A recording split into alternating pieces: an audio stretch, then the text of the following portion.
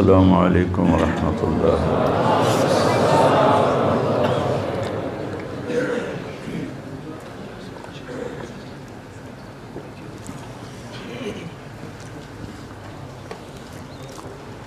بسم اللہ الرحمن الرحیم، والصلاة والسلام علی رسولہ الکریم وعلی آلہ واصحابہ اجمعین، اما بعد۔ اللہ نے جتنی مخلوقات کو پیدا کیا ہے وہ تعلیم یافتہ ہیں۔ ربنا الذی اعطی کل شیء خلقہ ثم ہدی، انہیں پیدائشی طور پہ پتہ ہوتا ہے کہ مجھے کیا کرنا ہے، مجھے کیا کھانا ہے، میرا دشمن کون ہے، میرا دوست کون ہے، میری غذا کیا ہے، میرا طرز زندگی کیا ہے، یہ اندر فیڈ ہوتا ہے۔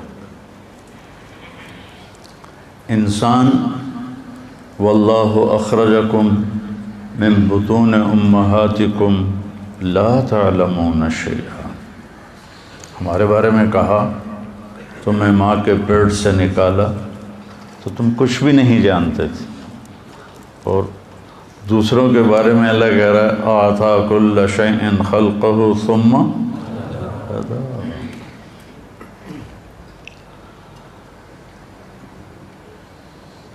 کتا دوڑتا ہوا آئے گا نا، سامنے پانی کو دیکھ کے رفتار نہیں روکے گا، دڑم چھلانگ لگائے گا کہ اس کے اندر فیڈ ہے کہ میں تیرنا جانتا ہوں۔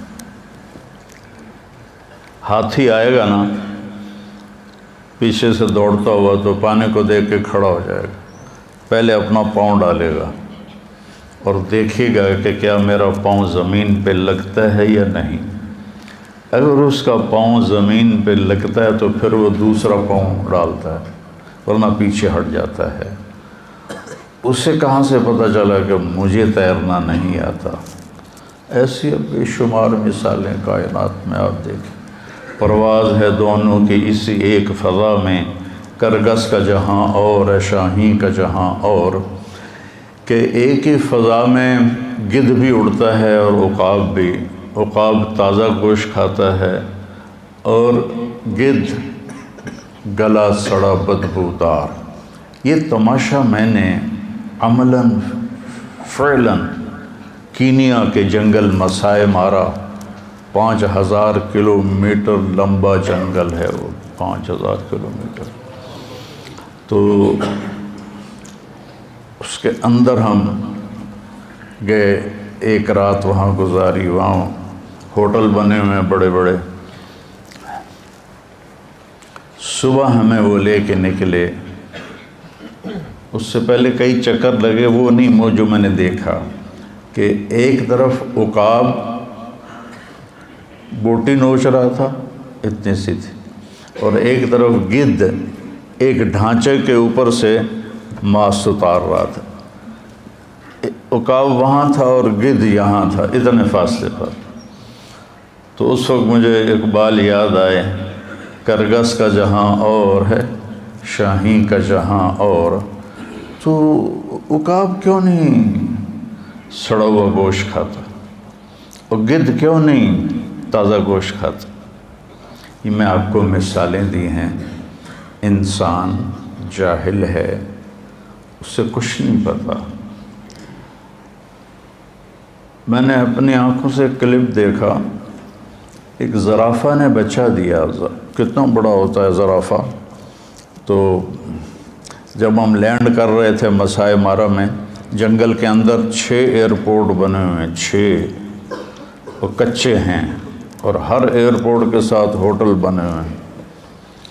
تو ایک زرافہ سیدھا ہمارے جہاز کے سامنے کھڑا تھا، اڈی اچھی گردن ہوتی، میں کہ ویچنا ٹھوک جاوے۔ تو وہ خیر جہاز کی آواز سن کر وہ ادھر ہو گیا۔ تو میں نے دیکھا اس کی مادہ نے بچہ دیا، وہ کوئی 6 فٹ کی اونچائی سے گرتا ہے۔ وہ گرا اور تھوڑی دیر ایسے ایسے کرتا رہا، اور پھر ایک دم اٹھا اور جا کے ماں کے تھنوں کے اوپر پہنچ گیا۔ یہ علم کہاں سے آیا پیدا ہوتے؟ تو انسان کی فطرت میں غلط اور صحیح دونوں ہیں، اور انسان کی موت کے بعد ایک زندگی ہے، وہاں بھی ایک خوفناک انجام ہے، ایک بہترین انجام ہے۔ یہ انسان اپنی طاقت سے نہیں سمجھ سکتا، تو اللہ نے 1,24,000 انبیاء کو بھیجا، اور سب سے آخر میں اللہ نے ہمارے نبی پاک صلی اللہ تعالی علیہ وسلم کو بھیجا۔ کوئی نبی چھوٹے خاندان میں پیدا نہیں ہوا، ہر نبی عالی شان خاندان میں پیدا ہوا۔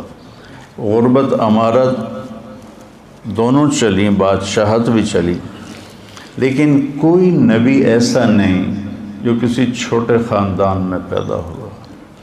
اور جب اللہ نے ہمارے نبی کو پیدا کرنے کا ارادہ کیا تو یہ جو بیج، نیا بیج آپ کے لیے تو نئی بات ہوگی، کپاس، گندم، چاول، اس کے بیج تیار کیے جاتے ہیں، اور ایک نئے بیج کو تیار ہونے میں 10 سال لگتے ہیں۔ اس کے اوپر اتنے مراحل ہیں، ان سے گزرتے گزرتے گزرتے گزرتے 10 سال میں جا کر ایک اعلیٰ بیج تیار ہوتا ہے۔ اللہ نے اپنے حبیب کو وجود میں لانا تھا تو 10,000 سال چھانٹی ہوتی رہی، اور 10,000 سال کے بعد اللہ نے اپنے حبیب کو وجود بخشا۔ تو آپ نے فرمایا ان اللہ تخیر القبائل فاختار العرب، سارے قبائل کو دیکھا، عرب کو چھانٹا۔ ثم تخیر العرب فاختار مضر، پھر سارے عرب کی چھانٹی کی، اس سے بھی چھوٹے سوراخوں والی چھلنی لگائی، تو اس میں سے مضر کو چھانٹا، باقی پیچھے رہ گیا۔ ثم تخیر مضر، پھر مضر کے لیے اس سے بھی چھوٹے سوراخوں والی چھلنی لگائی، فاختار قریش، سے اللہ نے قریش کو چنا۔ قریش کا نام فہر تھا، فہر بن مالک بن نضر بن کنانہ۔ قریش ویل مچھلی کو کہتے ہیں، جیسے ویل مچھلی سمندر پہ راج کرتی ہے، قریش کا عرب پہ راج تھا۔ ثم تخیر قریش، پھر قریش کے لیے اور باریک چھلنی لگائی، فاختار ہاشم، اس میں سے اللہ تعالیٰ نے ہاشم کا انتخاب کیا۔ ثم تخیر بنی ہاشم، ثم تخیر ہاشم، پھر اللہ تعالیٰ نے اور باریک چھلنی لگائی، اور اس میں سے صرف ایک ہستی وجود میں آئی۔ ثم تخیر بنی ہاشم فاختارنی، پھر اللہ نے بنی ہاشم کو چھانٹا تو اللہ نے مجھے پسند کیا۔ انا خیرکم ابا و نفسا، مجھ سے عالی شان نہ کسی کا نسب ہے نہ کسی کی شرافت۔ جب اللہ نے، آپ نے فرمایا جب اللہ نے قبائل بنائے تو مجھے سب سے بہترین قبیلے میں پیدا کیا، جب اللہ تعالیٰ نے خاندان بنائے تو مجھے سب سے بہترین خاندان میں پیدا کیا، جب اللہ نے آگے گھرانے بنائے تو سب سے بہترین گھر میں اللہ تعالیٰ نے مجھے پیدا فرمایا۔ تو ایک دفعہ عربوں نے بنی اسرائیل پہ حملہ کر دیا تو ان کے نبی ان کے لیے بد دعا کرنے لگے، تو اللہ نے فرمایا کہ بد دعا نہیں کر سکتے، اس میں میرا آخری نبی آنے والا ہے، ان کے لیے بد دعا کے لیے ہاتھ مت اٹھاؤ۔ تو اللہ تعالیٰ نے آپ کو خاندان کے لحاظ سے سب سے عالی نسب، حضرت معاویہ رضی اللہ عنہ سے کسی نے پوچھا کہ آپ لوگ زیادہ بہتر تھے یا بنو ہاشم؟ تو انہوں نے فرمایا کننا شرفا و ہاشم اشرف. سمجھ گیا نا؟ کننا اشراف و ہاشم اشرف. ہم شریف تھے اور وہ شریفوں کا سردار تھا. کننا اشراف و عبد المطلب اشرف. سمجھ گئے؟ ہم شرفاء تھے اور عبد المطلب شرافت کا بھی سردار تھا. کننا اشراف و ابو طالب اشرف. ہم شرفاء تھے، ابو طالب شرافت کے انتہا پر تھے. ثم جاء محمد فلم یترک لأحد شرفا. پھر اللہ کے نبی آئے تو پھر کسی کے لیے کچھ نہ بچا. ایک بنو امیہ کا حامی مدینے میں اور ایک بنو ہاشم کا حامی آپس میں بحث کر رہے. جیسے وہ کہہ رہا تھا بنو امیہ زیادہ بہتر ہیں، دوسرا کہہ رہا تھا کہ بنو ہاشم زیادہ بہتر ہیں.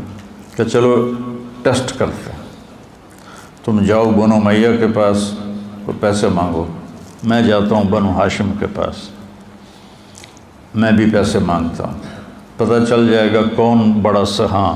یہ ٹیسٹ ہو رہا تھا کہ زیادہ سخی کون ہے، زیادہ سخی کون ہے.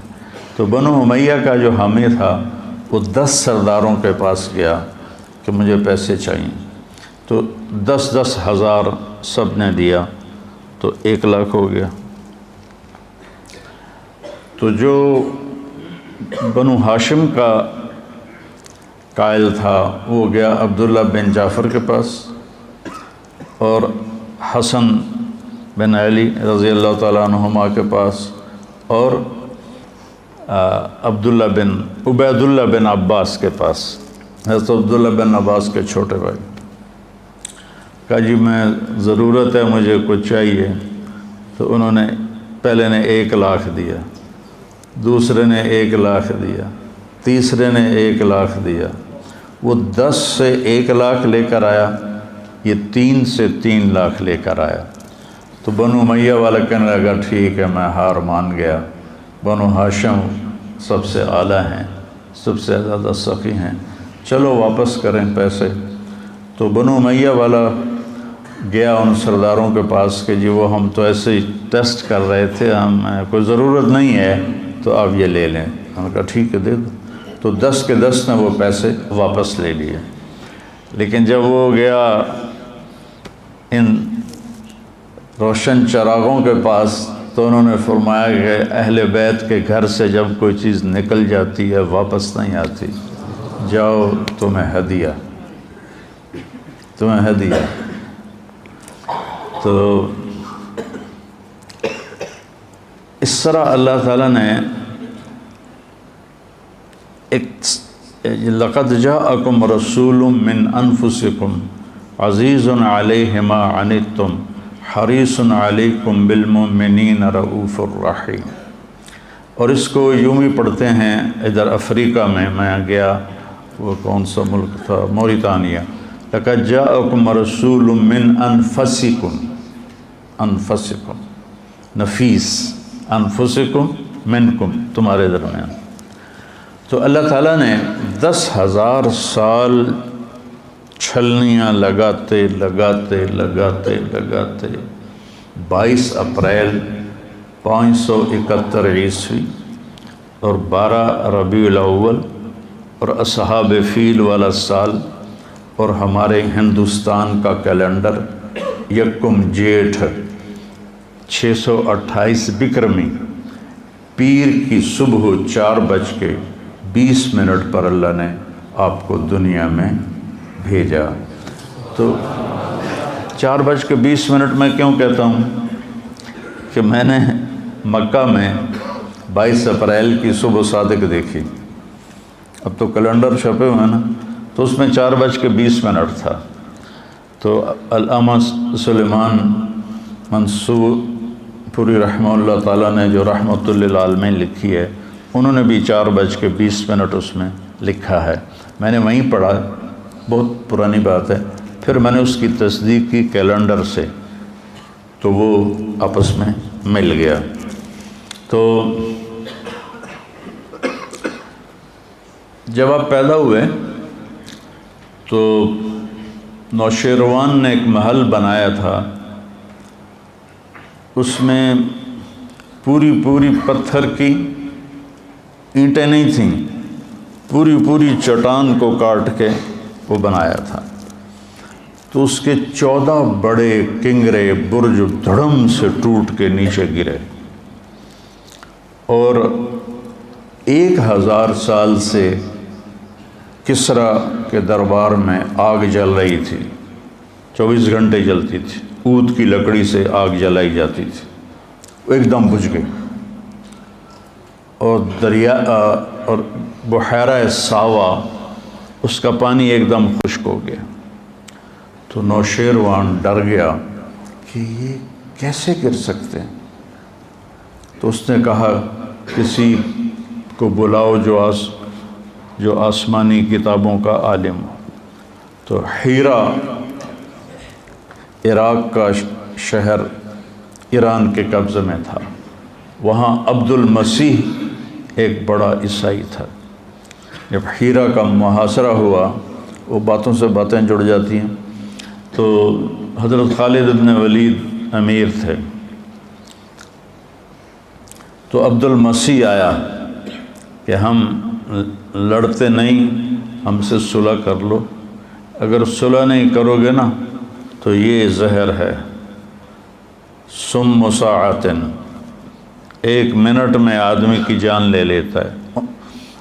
خالد بن ولید نے پوچھا یہ کیا ہے؟ کہ یہ سم ساعتن، کہ 1 ساعت سے مراد یہاں گھنٹہ نہیں، کہ 1 گھڑی، کہ 1 گھڑی میں یہ انسان کی جان لے لیتا ہے۔ تو خالد بن ولید نے کہا دکھاؤ، اسے دکھایا، تو انہوں نے اس کا ڈھکن کھولا، بسم اللہ الذی لا یضر مع اسمہ شیء فی الارض ولا فی السماء وهو السمیع العلیم۔ صحابہ بھاگے روکنے کے لیے، لیکن ان کے پہنچنے سے پہلے وہ سارا پی گئے، اور ان کو تھوڑا سا پسینہ آیا اور ٹھیک ٹھاک۔ تو عبد المسیح کہنے لگا جب تک تیرے جیسے لوگ موجود ہیں تمہارے اس سیلابی ریلے کو کوئی نہیں روک سکتا۔ تو یہ عبد المسیح کا واقعہ مجھے یاد آ گیا ہیرا کی وجہ سے۔ ہیرا سے اس کو بلایا، اس نے کہا جی میں تو اتنا نہیں جانتا، میرا ماموں ہے شام میں رہتا ہے، اس کا نام ہے سطیح، تو میں اس کے پاس جاتا ہوں۔ تو اس کو بھیجا، تو وہ سکرات میں تھا، موت کے علامات ظاہر تھیں، تو اس کو ہلایا کہ یا خال یا سطیح، مامو جی میں عبد المسیح ہوں۔ جھنجھوڑ کے جب انہوں نے اس کو دیکھا تو کہنے لگے بعث کا ملک و بنی ساساں لارتجاس الایوان و خمود النیران و غموز بحیرۃ ساوا۔ مجھے پتہ ہے تمہیں ایران کے بادشاہ نے بھیجا ہے کہ 14 برج گر گئے، جلتی آگ بجھ گئی، بحیرہ ساوا خشک ہو گیا۔ تو کہا اخبر وَإِذَا ظَهَرَ صَاحِبُ الْحَرَاوَةِ وَكَثْرَتِ التِّلَاوَةِ وَفَاضَتْ وَادِ السَّمَاوَةِ وَغَادَتْ بُحَيْرَةُ سَاوَةِ فَلَيْسَ الشَّامُ لِسَطِيحٍ شَامًا وَلَيْسَ الْعِرَاقُ لِعَبْدِ الْمَسِيحِ مَقَامًا۔ کہا دیکھو جب عصا والا شخص ظاہر ہوگا اور اس کی کتاب کی تلاوت کثرت سے ہوگی اور بحیرہ ساوا خشک ہو جائے گا، وادی سماوا پانی سے بھر جائے گی، تو پھر شام میرا شام نہیں اسی کا ہوگا، اور عراق تیرا عراق نہیں، وہ بھی اسی کا ہوگا۔ پیدائش پر یہ، اور جتنے بت جہاں تھے پوری دنیا میں دھڑم سے گرے اور منہ کے بل زمین پر، منہ کے بل زمین پر سارے کے سارے۔ تو اس نے واپس آ کر کہا کہ وہ کہہ رہا ہے کہ ہاں ایک بات بھول گئی کہ 14 برج نوشیروان کے بعد 14 بادشاہ آئیں گے اور پھر اس کی سلطنت ختم ہو جائے گی۔ جب نوشیروان نے سنا 14 بادشاہ تو 200-300 سال تو لگ ہی جائیں گے، وہ تو 45 سال میں کام ختم ہو گیا، 50 سال میں اوپر نیچے آتے گئے، اوپر نیچے آتے گئے، اور بغاوت ہو گئی، قتل و غارت ہو گیا۔ تو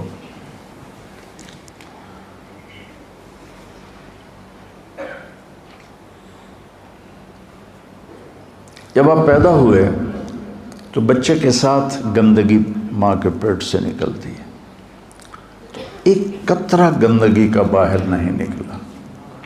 بچے کے جسم پر گندگی ہوتی ہے، ایک ذرہ گندگی کا نہیں تھا، جیسے کسی نے غسل دیا ہو اور غسل کر کے باہر بھیجا ہو۔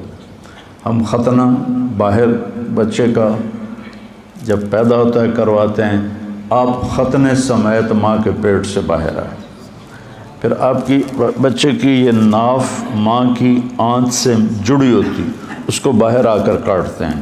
ولدہ مختونا مقطوع السرہ، آپ کی ناف ماں کی آنت سے پیٹ سے ہی جدا تھی، اور آپ کا ختنہ ماں کے پیٹ سے ہوا تھا، اور پورے کمرے میں خوشبو پھیل گئی۔ عبد الرحمن بن عوف کی والدہ آپ کی دائی تھیں اس وقت، تو انہوں نے دیکھا تو حیران پریشان، بھئی ختنہ ہوا ہے اور ادھر ناف کٹا ہوا ہے، ادھر گندگی کوئی نہیں دھلا دھلایا ہے، ادھر ساری خوشبو پھیل رہی ہے، یہ کون ہے؟ کہا آمنہ تیرے بچے کا کوئی عجب ہی حال ہے، اور ایسے پہلو میں لٹایا۔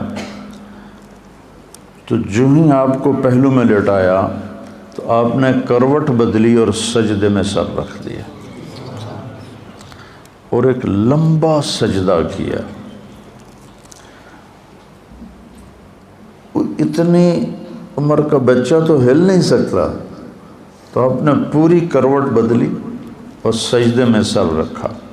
لمبے سجدے کے بعد یہ ہاتھ کا سہارا لیا اور اپنے سینے کو یوں اٹھا لیا جیسے کوئی مضبوط بچہ اٹھاتا ہے، ایسے اٹھایا، اور پھر اس انگلی کو، اس ہاتھ کو اوپر کیا، اس انگلی کو سیدھا کیا۔ جب یوں کیا تو پوری کائنات میں حضرت آمنہ کہتی مجھے روشنی نظر آئی، ہر طرف نور ہی نور پھیل گیا، اور انہوں نے گھبرا کے بچے کو گود میں لیا تو ایک دم انفرجت فرجتن، چھت میں ایک شگاف پیدا ہوا، اور اس میں ایک دھند غیم ہوتا ہے، یہ جو سردیوں میں دھند ہوتی ہے اس کو غیم کہتے ہیں، ایک دھند داخل ہوئی اور پورے کمرے میں پھیل گئی، اور گود کا بچہ گود میں نظر نہیں آ رہا، اتنی گہری دبیز، اور اس میں سے آواز آئی طوفوا بہ مشارق الارض و مغاربہا،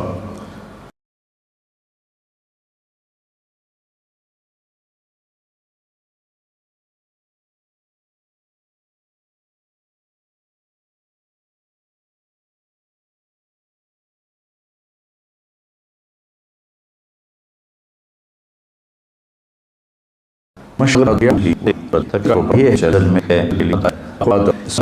اور شیش کی معرفت دو، وشجاعت نوح، اور نوح علیہ السلام کی شجاعت دو، وخلت ابراہیم، ابراہیم علیہ السلام کی دوستی دو، واستسلام اسماعیل، اسماعیل علیہ السلام کی قربانی دو، وفصاحت صالح، صالح علیہ السلام کی فصاحت دو، وحکمت لوط، اور لوط علیہ السلام کی حکمت دو، وحب دانیال، اور دانیال علیہ السلام کی محبت دو، وہ شدت موسیٰ، اور موسیٰ علیہ السلام والی شدت دو، و جہاد یوشع، یوشع علیہ السلام والا جہاد دو، و طاعت یونس، یونس علیہ السلام کی اطاعت دو، و لحن داود، اور داؤد علیہ السلام کی مٹھاس دو، میٹھا وہ آپ کی جو لحن تھا، لحن داودی، وہ دو، و زہد عیسیٰ، اور عیسیٰ علیہ السلام جیسا زہد دو، وَأَغْمَسُوهُ فِي أَخْلَاقِ النَّبِيِّينَ، اور سارے نبیوں کے اخلاق اس بچے میں ڈال دو۔ پھر ایک دم بادل چھٹا اور آپ گود میں تھے، اور آپ کا چہرہ سے نورانی منور روشن تھا۔ تو عرب کی عادت تھی کہ بچوں کو باہر بھیجتے تھے، ان کے لیے مکہ شہر تھا، آج کے لحاظ سے تو چھوٹی سی بستی تھی، تو وہ آگے پہاڑوں میں بھیجتے تھے، ایک تو زبان فصیح ہو، اس میں کوئی ملاوٹ نہ ہو۔ تو جیسے یہ امارات میں، سعودیہ میں پٹھانوں نے، پنجابیوں نے عربوں کی عربی کا بیڑا بھی غرق کر دیا۔ یہ سارے امارات میں کیف حالک، چیف حالک، چیف،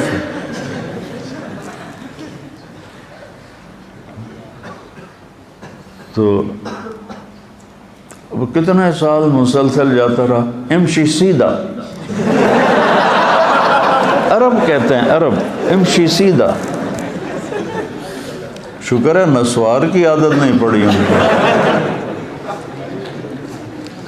اور جو مصری ہیں یہ کاف کو حمزے میں تبدیل کر دیتے ہیں اور جیم کو گاف میں تبدیل کر دیتے ہیں۔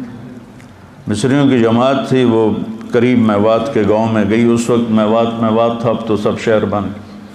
تو وہ بیان میں مصر کا بیان تھا، وہ جنت کو بولے تو کہے الگنہ، الگنہ یرزقنا الگنہ، جو بھی اس کا مضمون تھا جنت کو کئی دفعہ دہرایا۔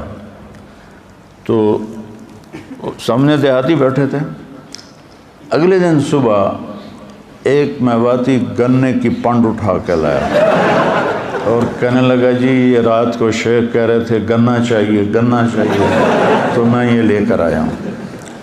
تو یہ تمہارے شیخ کے ملک والے نمشو کو کہتے ہیں، نمشو، دیالو، دیالو، پتہ نہیں دیالو کا کیا مطلب ہے۔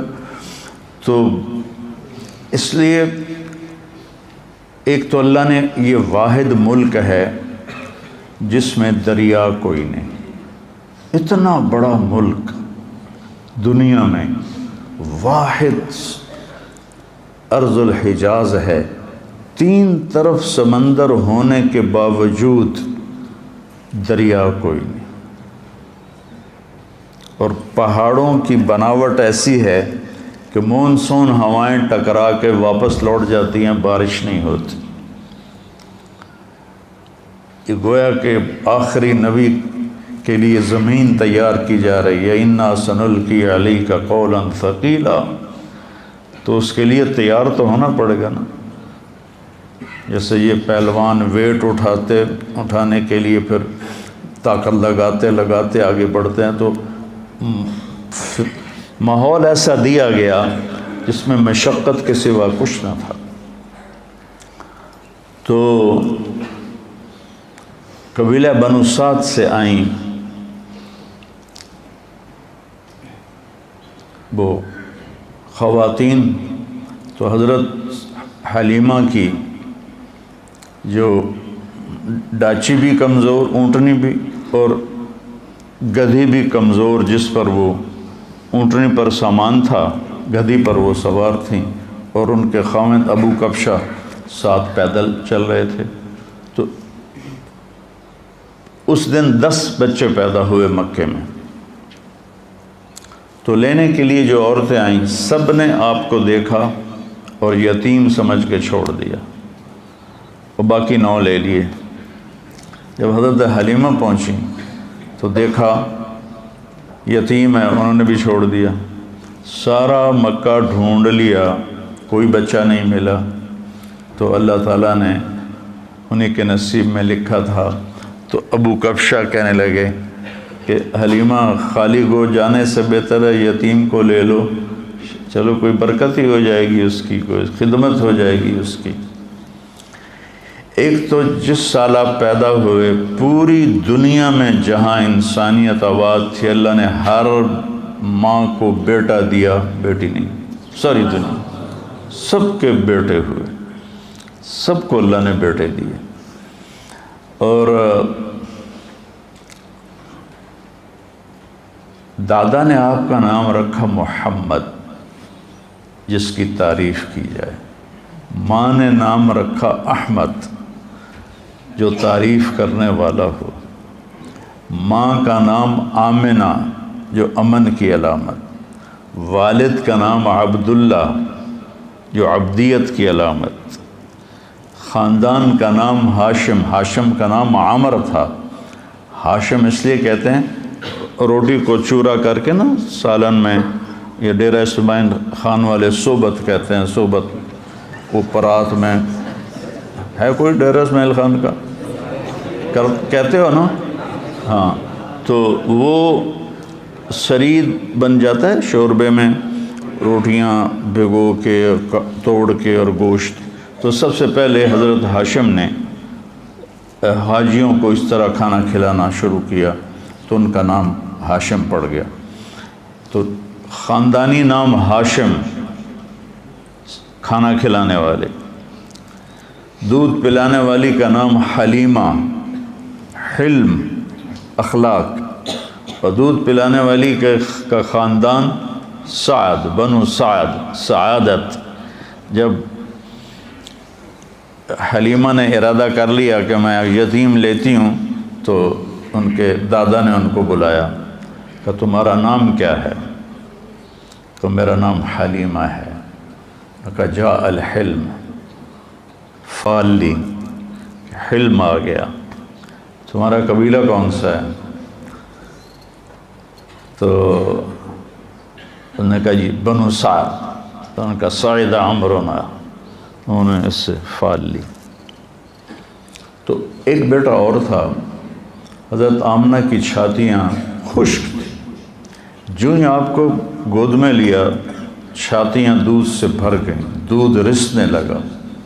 تو انہوں نے آپ کو ایک طرف سے دودھ پلایا، جب دوسری طرف سے پلانے لگے تو آپ نے منہ بند کر لیا کہ ایک بیٹا دودھ پیتا، ان کا اپنا بھی تھا، تو آپ نے اس کا حصہ چھوڑ دیا۔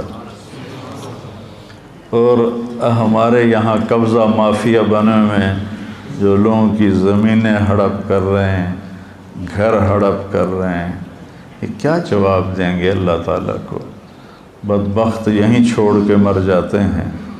اجل ہی نے چھوڑا نہ کسرا نہ دارا، اسی سے سکندر صفات بہارا، ہر ایک لے کے کیا کیا نہ حسرت سے دارا، پڑا رہ گیا سب یوں ہی ٹھاٹ سارا، جگہ جی لگانے کی دنیا نہیں ہے، یہ عبرت کی جا ہے تماشا نہیں ہے۔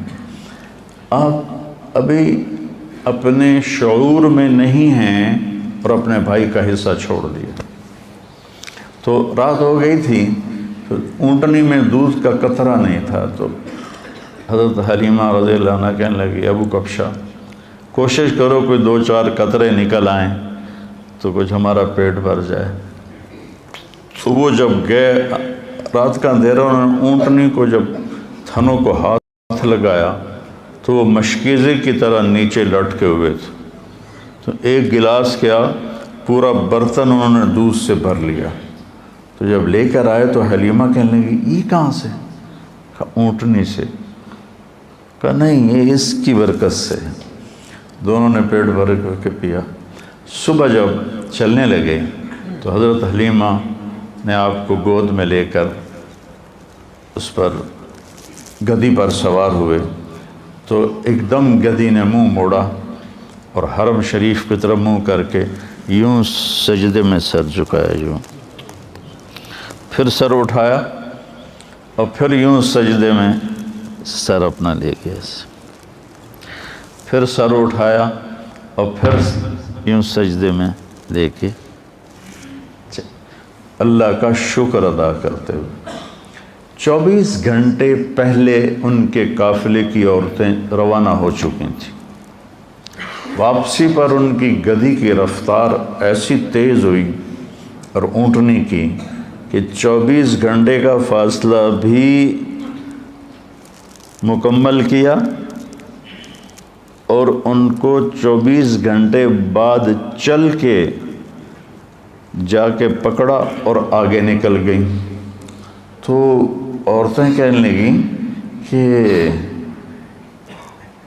ان لأتان آمنۃ لشأنا آمنہ حلیمہ ان لأتان حلیمۃ لشأنا حلیمہ، یہ تیری لگتا ہے سواری بدل گئی ہے، کوئی بڑی شان والی سواری آئی ہے. تو حضرت حلیمہ نے کہا سواری نہیں بدلی، سوار بدل گیا ہے.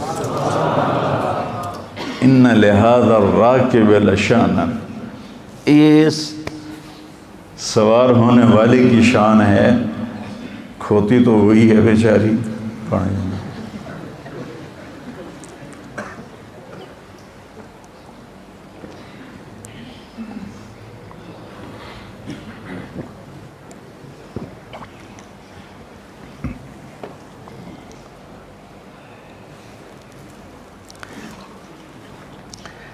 لقد جاءکم رسول من انفسکم،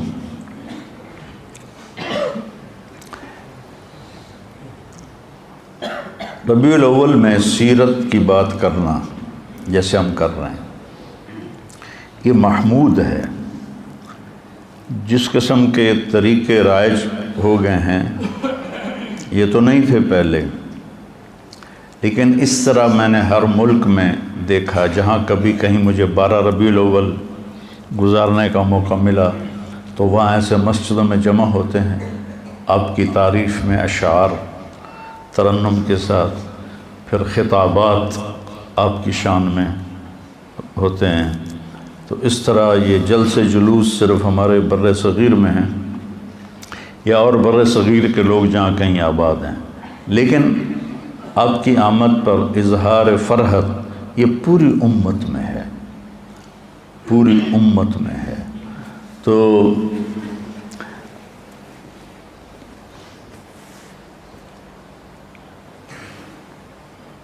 بارہ بجے تک مجھے بات کرنی ہے، میں کیا کر چونکہ میرا سر ساتھ پھر دینا چھوڑ دے گا.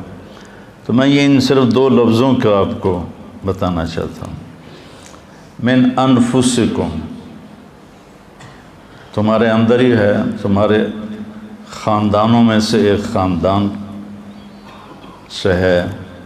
اس جیسا کوئی خاندان دکھاؤ جس کا نسب آدم علیہ السلام تک جاتا ہو.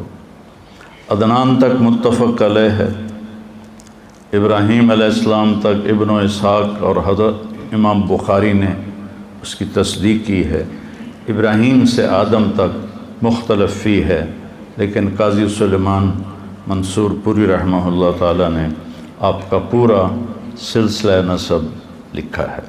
اور الرحیق المختوم 1975 میں جس نے اول درجہ حاصل کیا تھا اس میں بھی آپ کا نسب نامہ لکھا ہوا ہے.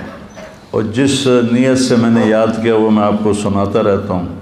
تو من انفسکم آپ کے نسب کی شان بیان ہے.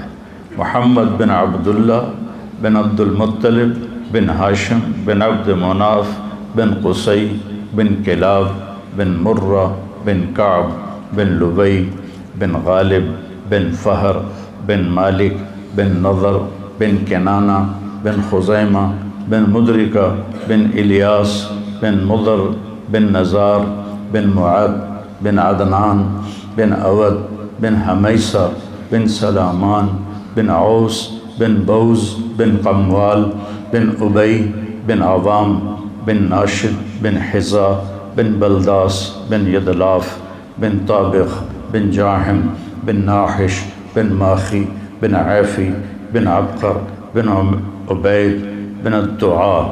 الدعاء وہ شخص ہے جس نے نیزہ ایجاد کیا، اس سے پہلے نیزے نہیں تھے.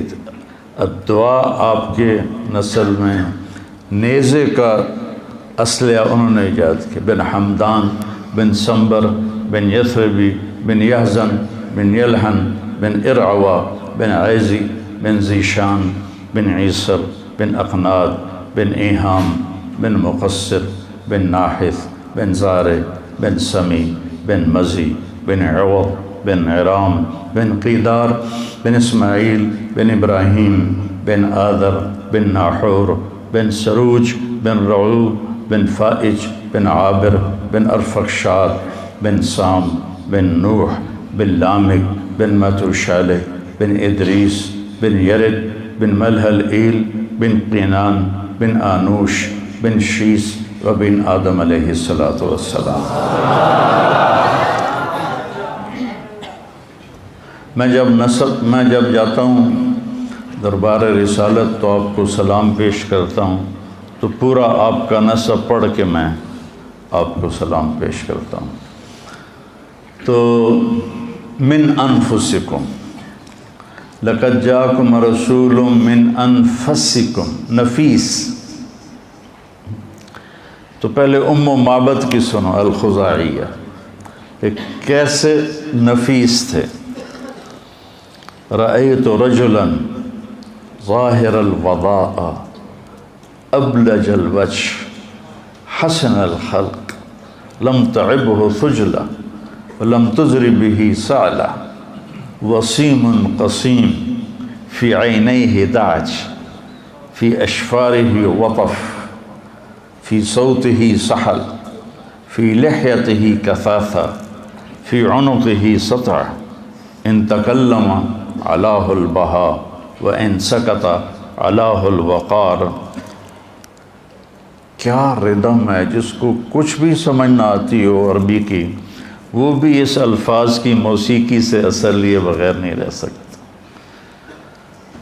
تو ظاہر الوضاء کا میں ترجمہ کیا کرتا ہوں کہ ابو معبد مجھے یوں لگا جیسے 14ویں کا چاند ہی کپڑے پہن کے زمین پہ آ گیا، ایسے حسین، ابلج الوجہ، ایسے روشن چمکتا چہرہ، حسن الخلق، سر سے لے کر پاؤں تک حسن آپ کا غلام تھا،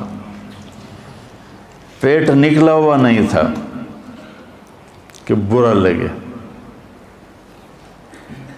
اور مولوی کا پیٹ نکل آئے نا تو اس کو سزا دینی چاہیے۔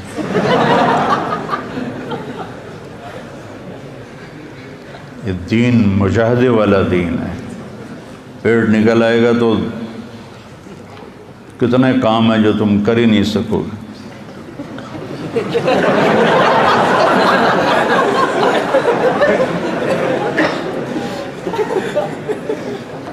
اور نہ آپ اتنے کمزور تھے کہ بے روب ہو جائیں۔ وسیم قسیم، وسیم اسے کہتے ہیں جس کو دیکھنے سے آنکھ نہ بھرے، جتنی دفعہ دیکھو اتنی دفعہ دیکھنے کا شوق بڑھے۔ یہ چیز دنیا کے کسی حسن میں نہیں ہے۔ ایک دفعہ، 2 دفعہ، 3 دفعہ، 10 دفعہ، پھر دلچسپی ماند پڑ جاتی ہے، پھر ختم ہو جاتی ہے۔ کائنات میں ایک ہستی ایسی آئے، وسیم، کہ جن کو دیکھنے سے جی نہیں بھرتا تھا، جی چاہتا تھا اور دیکھوں اور دیکھوں اور دیکھوں۔ قسیم، سر سے لے کر پاؤں تک ہر جسم کا عضو جب حسین ہو تو اس کو قسیم کہتے ہیں۔ کسی کی آنکھیں موٹی ہوتی ہیں لیکن چہرہ پتلا ہوتا ہے تو ہم کہتے ہیں یار اس کی آنکھیں بڑی خوبصورت ہیں، تو لفظ بتاتا ہے کہ باقی وہ حسن نہیں جو آنکھوں میں ہے۔ بس فلاں کے بال بڑے خوبصورت ہیں، لیکن میرے نبی کے سر کے بال سے لے کر پاؤں کے ناخن تک، ادھر سے ادھر، یہاں سے یہاں، یہاں سے یہاں، آگے سے یہاں تک، پیچھے سے یہاں تک پورا وجود حسن میں پرویا ہوا تھا. کسیم فی عینیہ داج. اور ابو ہند بن ابی حالہ کہتے ہیں ادعج، آنکھیں سیاہ، پتلی سفید، پتلی سیاہ اور آنکھوں کی سفیدی. ادعج اکحل، سرما لگا ہوا بغیر سرما لگائے ہوئے. اشکل، سرخ لکیریں ڈوریں آنکھوں میں. اہدب، یہ پلکیں بڑی لمبی اور دراز. یہ عورتیں نا مصنوعی پلکیں لگاتی ہیں، کہیں جانا ہو کسی فنکشن پہ تو وہ موٹی موٹی نظر آتی ہیں، پتہ لگ جاتا ہے مصنوعی ہیں. تو میرے نبی کی پلکیں خود ہی لمبی تھیں جو آنکھوں کو اور حسین بنا دیتی ہیں، چہرے کو اور حسین بنا دیتی ہیں. ابرق، انجل، اکحل، احور، اہدب، اشکل، ادعج، یہ سارے میرے نبی کی آنکھوں کی صفات ہیں، جس کا مطلب ہے کہ کائنات میں ایسی آنکھ کسی کی نہیں بنی. آپ کی آنکھوں میں آنکھیں ڈال کے کوئی بات نہیں کر سکتا تھا. جب آپ آنکھ اٹھا کر دیکھتے تھے باقی سارے ایسے ہو جاتے تھے. ایسی چمک تھی آپ کی آنکھوں میں، کوئی آپ کی آنکھوں میں آنکھیں ڈال کے دیکھ نہیں سکتا سوائے دو آدمیوں کے، ایک ابو بکر اور ایک عمر رضی اللہ عنہما. ان کے سوا باقی کوئی بھی آپ کے جب آپ آنکھ اٹھاتے تو باقی یوں ہو جاتے تھے. فی صوت ہی سحل، آواز میں ایک روب اور ایک کشش اور ایک موسیقی.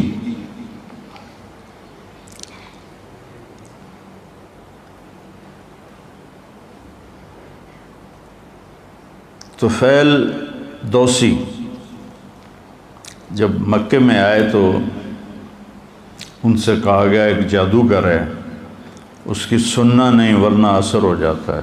انہوں نے کانوں میں روئی ڈال لی کہ میں سنوں ہی نہیں. تو وہ طواف کر رہے تھے تو آپ نماز پڑھ رہے تھے تو نظر پڑی چہرے پر، تو کہنے لگے یہ کون ہے؟ وسیم، آنکھ کھچتی کہ وہی ہے جادوگر. کہنے لگے میں سوچ میں پڑ گیا یہ چہرہ جادوگر کا نہیں ہو سکتا، اور میں عقل مند آدمی ہوں، قبیلے کا سردار ہوں، میں سنوں گا ٹھیک ہوگی تو لے لوں گا، غلط ہوگی تو چھوڑ دوں گا. تو طواف سے فارغ ہو کر آئے تو آپ نماز سے فارغ تھے، آ کر بیٹھنے لگے، کانوں سے روئی نکالی.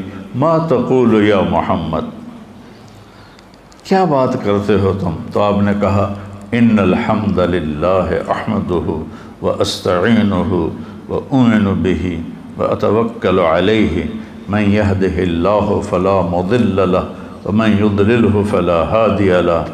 تو ان پر لرزہ طاری ہو گیا کہ اعد فقد بلغنا قاموس البحر، تیرے چند جملوں نے ساتوں سمندر پی لیے ہیں، دوبارہ تو سناؤ.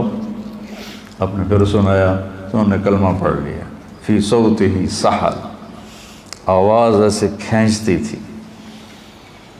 فی لحیتہ کثافہ، داڑھی بڑی حسین خوبصورت گھنی داڑھی، اور سر میں 20 سفید بال تھے یا 14، دونوں روایت ہیں. فی عنقہ سطح، لمبی گردن تھی.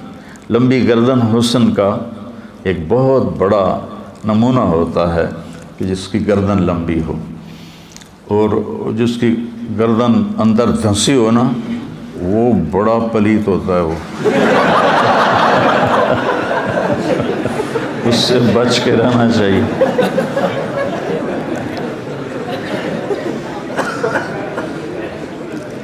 تو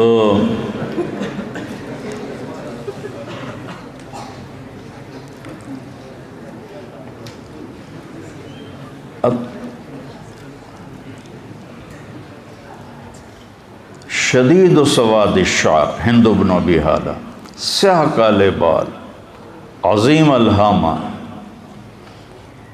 खूबसूरत सर बड़ा, वासिअ अलजबीन पेशानी खुली कुशादा, अज़ज्जल हवाजिब पलकें कमान की तरह ऐसे गोल, अक़नल अरनैन नाक बड़ा खूबसूरत थोड़ा सा यहाँ से उठा हुआ, सहल अलखद्दैन गाल बड़े प्यारे, न पिचके हुए न उभरे हुए, यूं हो तो वो खूबसूरती होती है। ज़ली अलफम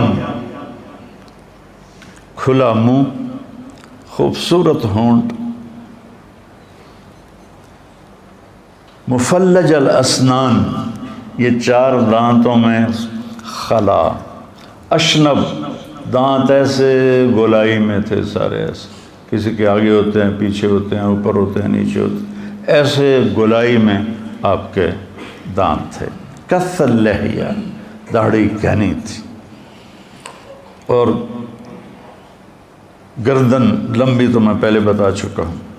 बईद मा बैन अलमन के बैन कंधों का दरमियानी फासला ज़्यादा, अरीद सदर चौड़ी छाती, तवील ज़नदैन बाजू लंबे, साइल अल अतराफ उंगलियां लंबी सीधी, रहबर राहा कुशादा हथेली, कुशादा हथेली सखावत की अलामत होती है, और छोटी हथेली ये क्याफा है ना कि कोई हदीस, और छोटी हथेली वो देख रहा है कि मेरी छोटी है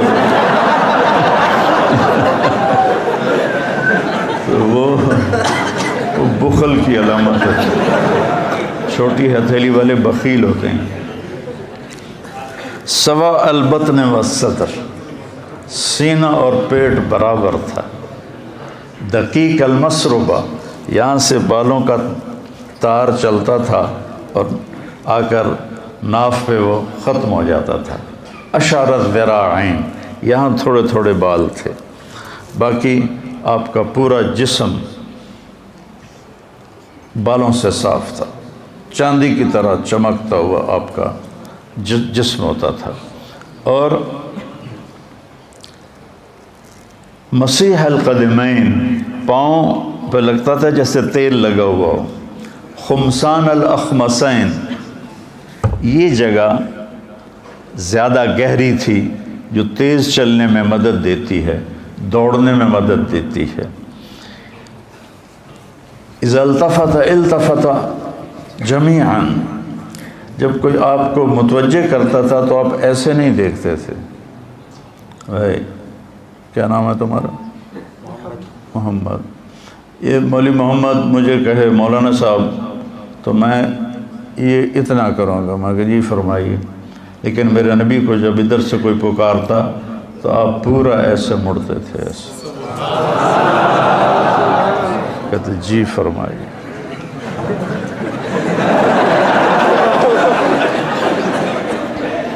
इधर से कोई पुकारता था तो आप देखो अपने नबी की मशक्क़त, आप पूरा उसकी तरफ ऐसे मुड़ते थे और फिर कहते थे जी फरमाइए।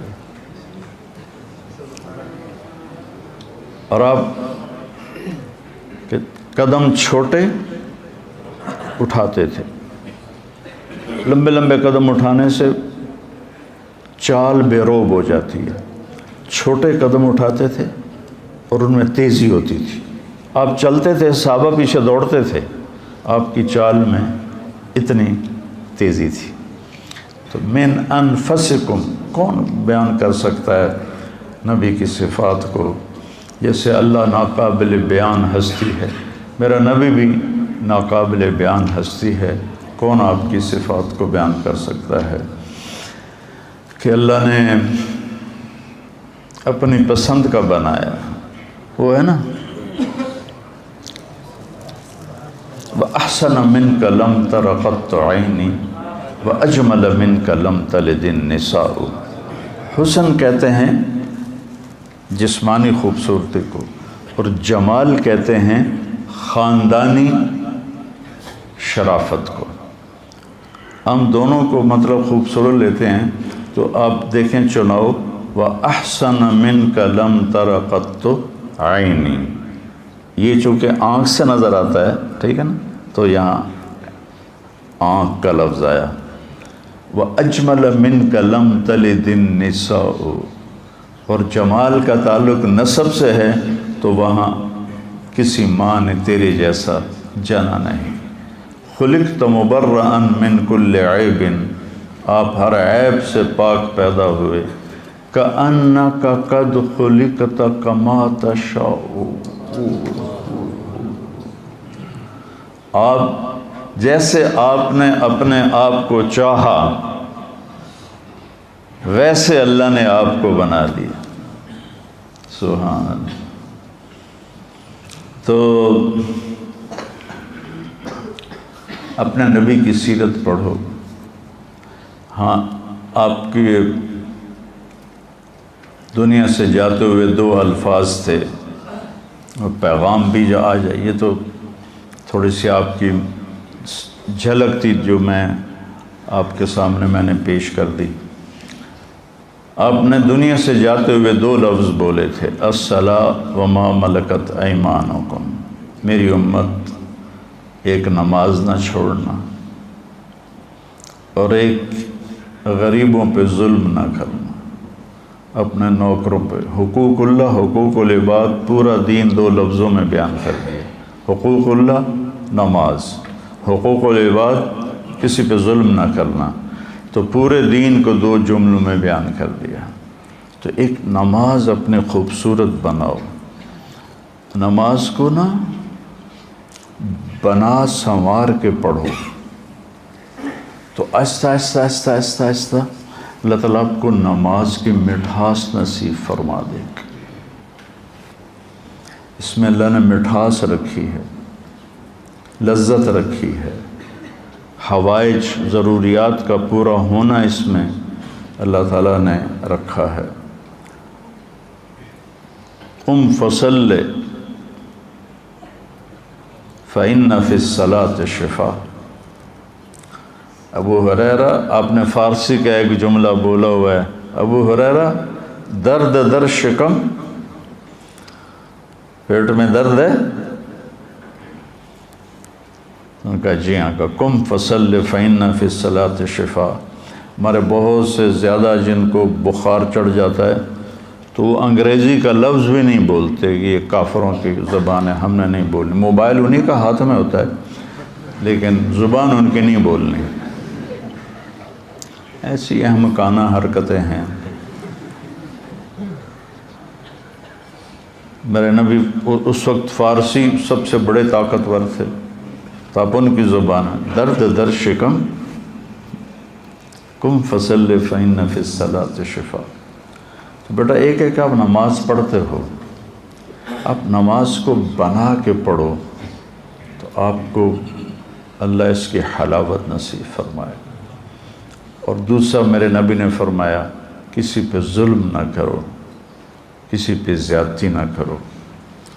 2 گناہ ایسے ہیں جن کی سزا دنیا میں شروع ہو جاتی ہے، ایک ظلم اور ایک ماں باپ کی نافرمانی۔ اس پر دنیا میں ہی پکڑ شروع ہو جاتی، آخرت کی آگے پکڑ ہے۔ دوسرا، سیرت کو پڑھو، سیرت سے جی لگاؤ۔ میں نے جتنا آپ کو بیان کیا ہے، میں کوئی پڑھ کے نہیں ہوں، جو پڑھا تو جاتا نہیں، لیکن جب میں نے پڑھا تھا تو دل دے کے پڑھا تھا، تو مجھے پتہ بھی نہیں ہوتا اور کہاں کہاں سے چیزیں جڑ کے سامنے آ جاتی ہیں۔ سیرت کو پڑھو، آپ کو زندگی گزارنے کا پتہ چلے کہ زندگی گزارنی کیسے ہے۔ اور عبادات میں نماز پر کوشش کیا کرو کہ نماز خوبصورت بناؤ، نماز اچھی بناؤ۔ رائمنڈ میں بڑی شدت تھی،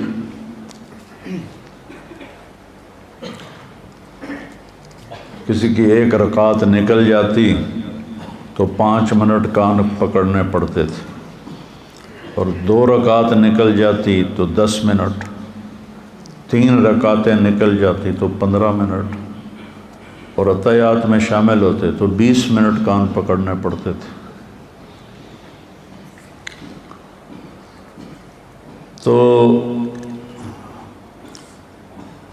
ایک لڑکا مقرر ہوتا تھا، وہ سلام پھیرتے ہی دیکھتا تھا میری جماعت میں سے کون کون مسبوق ہیں۔ وہ تھوڑے سے لوگ ہوتے تھے، جتنے آپ ہیں بس اتنا مجمع ہوتا تھا۔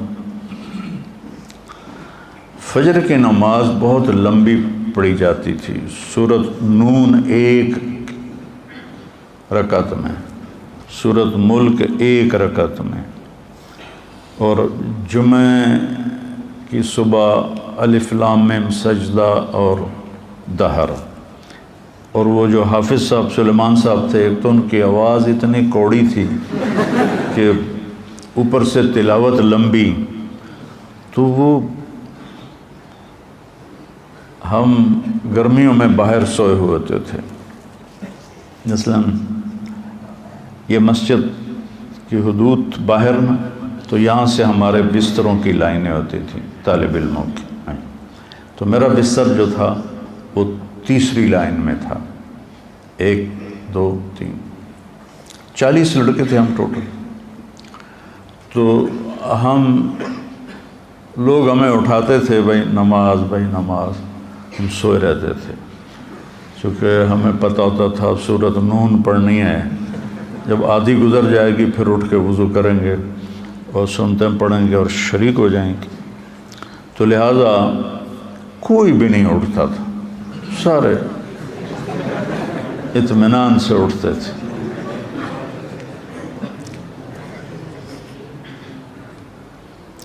تو ایک دن ایسا ہوا کہ ہم حسب معمول سوئے ہوئے حافظ سلیمان کی سورت رحمۃ اللہ علیہ کی سورت فاتحہ سن رہے تھے، الضالین ایسے ان کی آواز، ایک دم آواز آئی الم نشرح لک صدرک۔